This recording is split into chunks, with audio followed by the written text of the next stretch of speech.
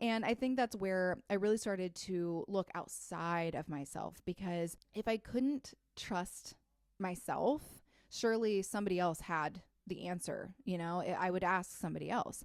So that ended up, it started a pattern where I really started asking for other opinions. I wanted the reassurance, the confirmation, the validation.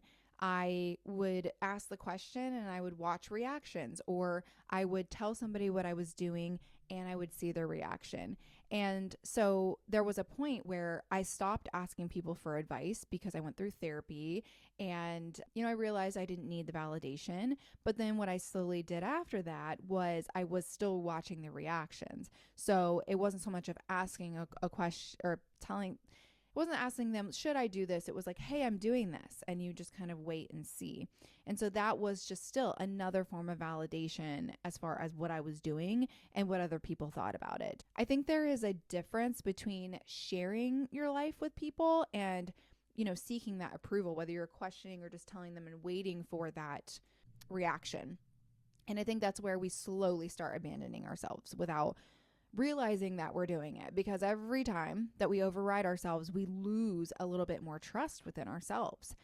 I've spent plenty of times people pleasing, just trying to keep the peace because I knew something that I didn't want to say that might upset somebody, or the person didn't make me feel comfortable to express myself. And I was really protecting other people's feelings and emotions than thinking about how I felt.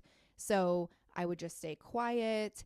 And even when it came to business with either my business partner or with clients or different things, I would try to keep that professionalism so much and not wanting to, upset people. I was really worried about my reputation a lot of the time and not wanting to be perceived as whatever. I didn't want to cause issues, right? And that's not just in business, that's in so many different aspects.